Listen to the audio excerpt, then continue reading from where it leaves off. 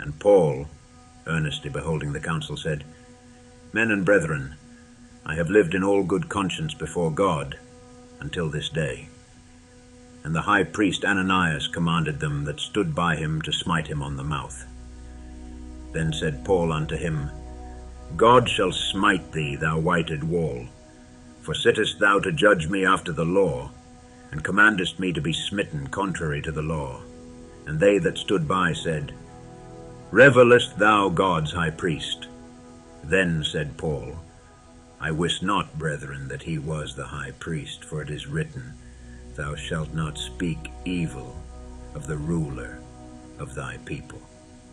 But when Paul perceived that the one part were Sadducees and the other Pharisees, he cried out in the council, Men and brethren, I am a Pharisee, the son of a Pharisee. Of the hope and resurrection of the dead I am called in question. And when he had so said, there arose a dissension between the Pharisees and the Sadducees, and the multitude was divided. For the Sadducees say that there is no resurrection, neither angel nor spirit, but the Pharisees confess both. And there arose a great cry, and the scribes that were of the Pharisees' part arose, and strove, saying, We find no evil in this man, but if a spirit or an angel hath spoken to him, let us not fight against God. And when there arose a great dissension, the chief captain, fearing lest Paul should have been pulled in pieces of them, commanded the soldiers to go down and to take him by force from among them, and to bring him into the castle. And the night following the Lord stood by him and said, Be of good cheer, Paul, for as thou hast testified of me in Jerusalem, so must thou bear witness also at Rome.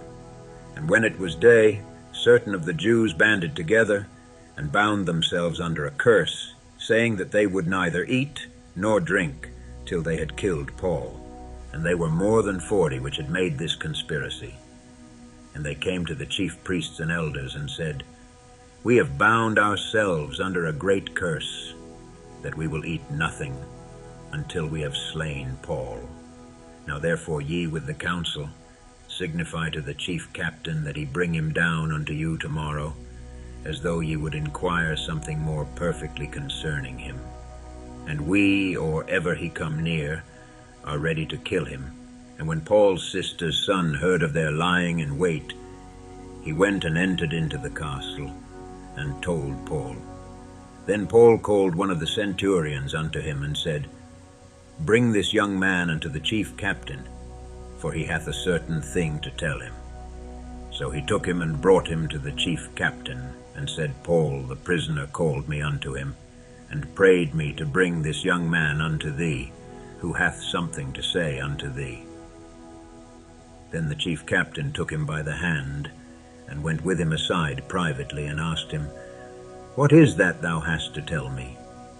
And he said, The Jews have agreed to desire thee that thou wouldest bring down Paul tomorrow into the council, as though they would inquire somewhat of him more perfectly.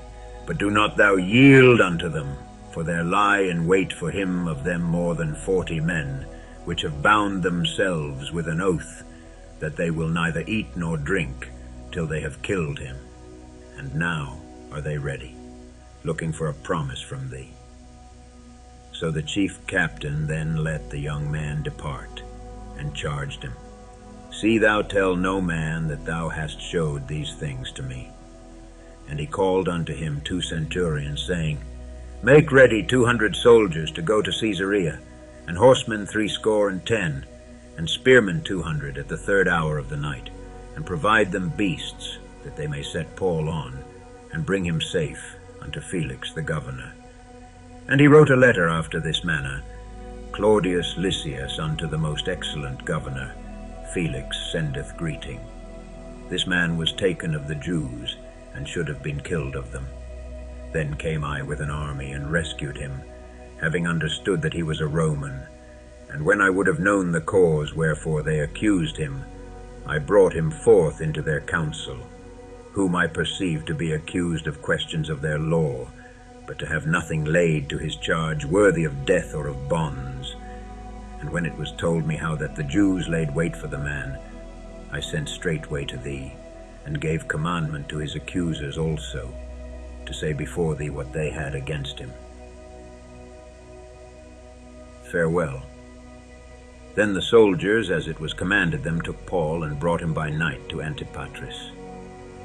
On the morrow they left the horsemen to go with him, and returned to the castle, who, when they came to Caesarea, and delivered the epistle to the governor, presented Paul also before him. And when the governor had read the letter, he asked of what province he was. And when he understood that he was of Cilicia, I will hear thee, said he, when thine accusers are also come.